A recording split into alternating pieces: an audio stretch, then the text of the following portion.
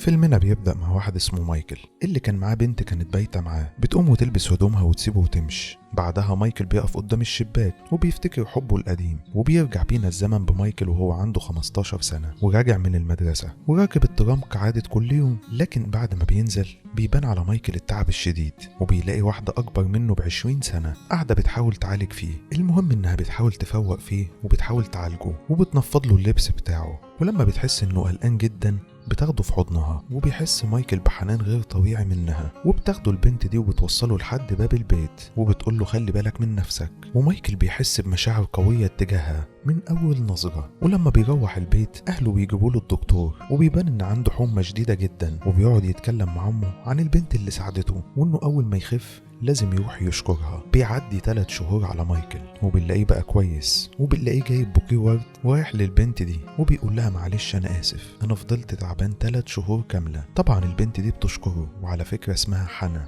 وبتقول له ادخل الاوضه علشان هلبس هدومي. اثناء ما هي بتغير هدومها مايكل بيقف يبص عليها، فبتروح بصاله حنا جامد، واول ما بيشوفها بتبصله بياخد بعضه وبيطلع من البيت بسرعه. بعدها مايكل بالليل رايح لها الترام علشان حنا كانت شغاله فيه، وبيشوفها من بعيد. بعد كده بيروح رايح لها على البيت. هي لما بتشوفه بتتكلم معاه شويه وبتقول له انزل املالنا جردلين فحم من تحت. بينزل مايكل يملالها جردلين فحم وبيطلع، بس بيكون شكله صعب جدا علشان اتبهدل وهدومه كلها باظت. حنا بتقول له خد دش. لما مايكل بيقلع هدومه بيبقى مكسوف جدا، لكن حنا بتقول له ادخل ما تقلقش انا مش هبص عليك. لكن حنا بتاخد لها نظره كده. بعدها بتروح تنشف مايكل ويبتدوا الاتنين يقربوا من بعض، تبدا العلاقه ما بينهم. بعدها بيكون مايكل في البيت وبيبقى قاعد مع اهله على الاكل، لكن كل تفكيره في حنا، وبيبقى قاعد بيتكلم مع اهله ان هو خلاص بقى كويس ولازم يرجع المدرسه. لكن والده بيقول له ان الدكتور قال لسه قدامك 3 أسابيع كمان، لكن مايكل بيصمم انه يرجع المدرسه.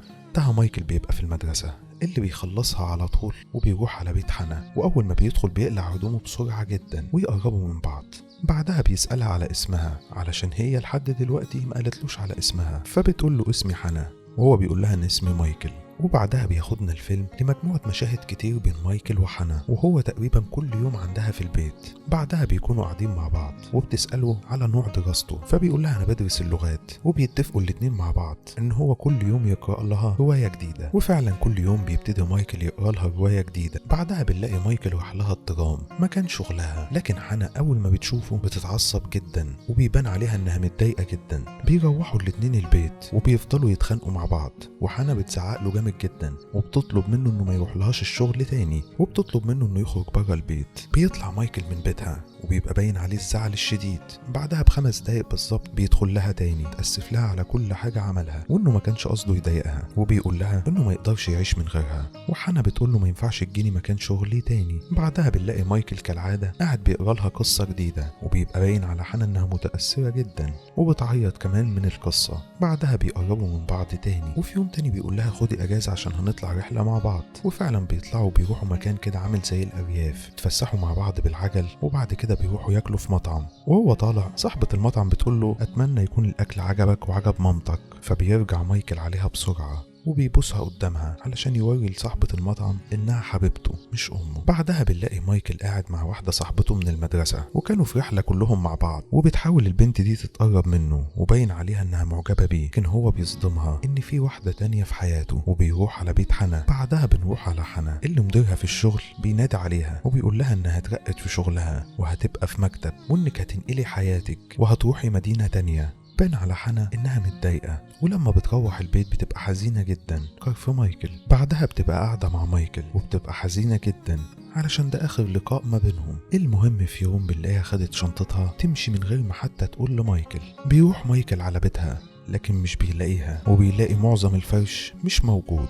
وبيقف حزين جدا مايكل وبينام على سريرها، وبيقعد يلمس كل حاجة هي كانت بتلمسها. وبيروح البيت بدري وهو مخنوق جدا، واهله كلهم بيلاحظوا ان هو حزين وان في حاجة غلط في حياته. بتعدي السنين على مايكل وهو حزين على فراق حنا وعمره ما نسيها لحظة. بعدها بنلاقي مايكل دخل كلية الحقوق وبيروح المحكمة، وبيلاقي في أحد القواضي إن حنا متهمة في القضية دي. والقضية دي كانت كبيرة جدا علشان عبارة عن تورط مجموعة من الألمان في الحرب النازية بتاعت هتلر في حرق مجموعة من اليهود، وبتكون حنا واحدة من مجموعة الستات دي اللي كانوا مساهمين في الموضوع ده. تطلع الشاهدة الوحيدة اللي نجت من الحريق ده وتشهد ضدها، وحنا كانت مصدومة في القضية دي. هي كانت من ضمن طاقم الحراسة وكانت بتنفذ أوامر مش أكتر، وما كانتش تعرف إيه اللي هيحصل فيهم. بعدها بنلاقي مايكل بيقرر إنه يروح يزورها في السجن، وللأسف أول ما بينادوا على اسمه وهي بتكون قاعدة مستنياه مايكل مش بيقدر ويمشي، وطبعا حنا بتبقى حزينة جدا. بعدها بيجي يوم النطق بالحكم وبيتحكم على حنا ب20 سنة، وبنلاقي مايكل منهار من العياط وهي بتبص عليه من بعيد ومتألمة جدا.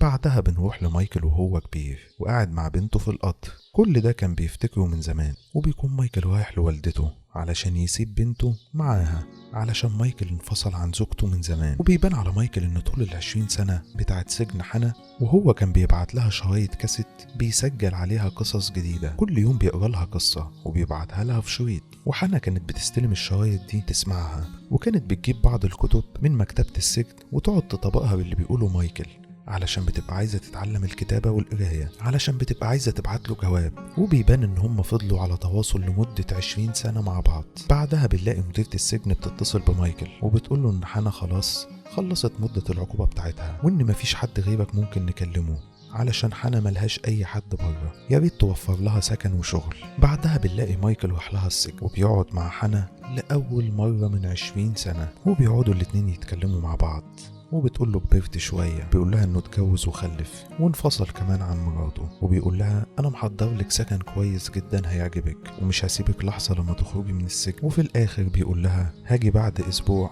علشان اخدك من السجن. بيطلع مايكل من السجن وبيبقى حزين جدا علشان هو فعلا بيحبها لحد دلوقتي، وبيروح الشقة اللي بيكون بيجهزها لها وبيهتم بكل تفصيلة فيها، وبيبان فعلا انه في منتهى الوفاء ليها. المهم بيعدي اسبوع وبيروح مايكل علشان يستلم حنا، لكن مديرة السجن بتقول له ان حنا انتحرت وسابت لك جواب وصندوق صغير فيه فلوس، وبتقول لك الفلوس دي اديها للأسرة الوحيدة اللي نجت من الحريق اللي هي تبع القضية بتاعتها. طبعا مايكل بينهار جدا وبيفضل يعيط، لكن مديرة السجن بتقول له ان حنا رفضت تخرج للعالم الخارجي. طبعا مايكل بيبقى متألم جدا. بعدها مايكل بياخد الصندوق وبيسافر لأمريكا وبيروح للأسرة اللي نجت من الحريق ده، وبيقابل البنت دي وبيديها الفلوس حسب طلب حنا، لكن البنت بتاخد منه الصندوق وبتقول له كان عندي صندوق شبه الصندوق ده وانا هاخد الصندوق لكن هسيب لك الفلوس ممكن تعمل بيها انت اي حاجة كانت حنا بتحبها. فبيقول لها مايكل انها كانت بتحب الكتب،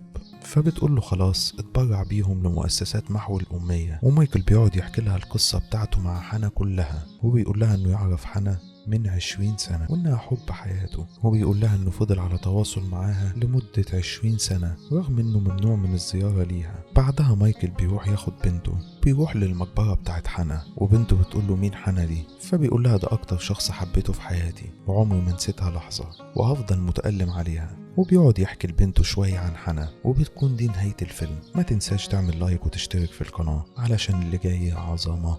سلام.